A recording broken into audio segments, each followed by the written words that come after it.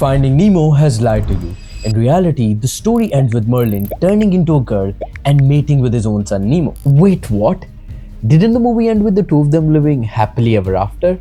On screen, yes, but in reality, that happy ending is where things get really disturbing. How is that even possible? See, clownfish are what's called protandrous hermaphrodites, which basically means every single one is born male. There is no such thing as a female clownfish at birth. So where do the females come from? They are made. When a female is needed, one of the boys turns into a girl. But there is a problem.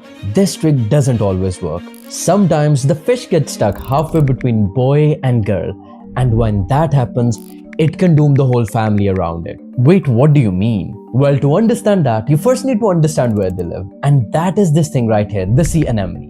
That just looks like any other underwater plant. What is so special about it? That's what everybody thinks, but it's not really a plant. It's a predator. Those soft little tentacles you can see, they can sting and paralyze almost anything on the reef. Then how does the clownfish live inside it? Good question. The clownfish is covered in special mucus, so the sting just don't work on it. And this deadly thing becomes the safest home in the entire ocean for our little friend. That's actually kind of genius. Right.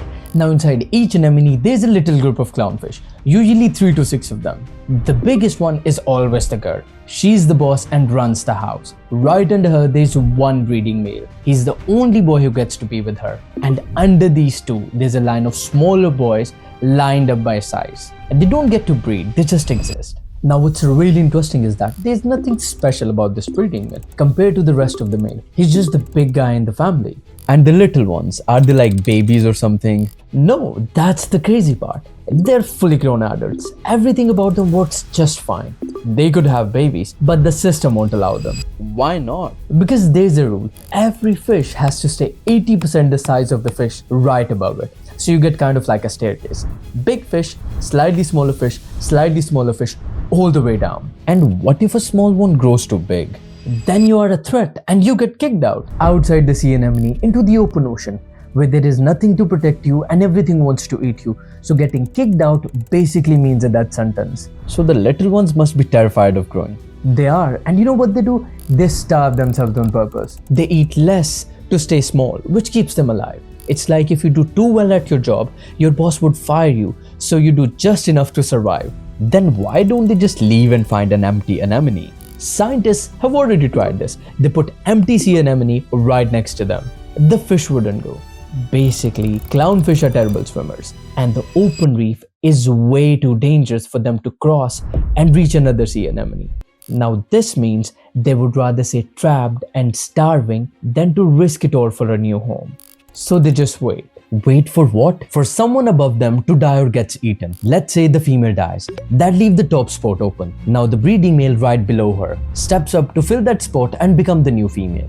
Now everyone else just moves one step above the stairs. So he just turns into her just like that? Not just like that, it's a very slow process. The brain can take 6 months to fully rewire, and the body can take months and sometimes even years. So there is a whole stretch where it's kind of in between. Exactly, but here is the thing. This transformation from male to female, it does not always work. What do you mean? A lab at the University of Illinois followed 17 pair of male clownfish for 3 whole years, and out of 17, only 3 fully made it, and only 1 ever actually laid eggs. So what happened to the rest?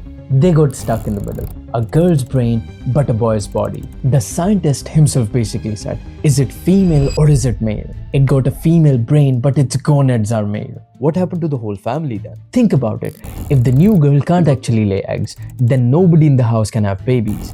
And nobody can leave, because leaving means dying. Yes, they are stuck in a house full of grown adults, which is led by a girl that thinks it's a female, but can't really prove it. And everyone else in the house is starving themselves and waiting in line for their chance to breed.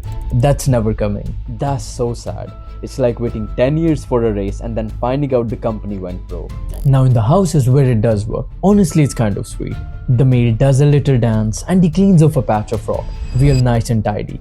And the female comes over and lays up to 1,000 tiny eggs on it. Then the male swim over and fertilizes them. 1,000? Who looks after all of them? The dad, by himself. He fans them, cleans them and guards them for about a week. Then the babies hatch and floats off to the ocean alone. Do they make it? Most don't. But the few who do survive go find their own anemone, and the whole story starts all over again.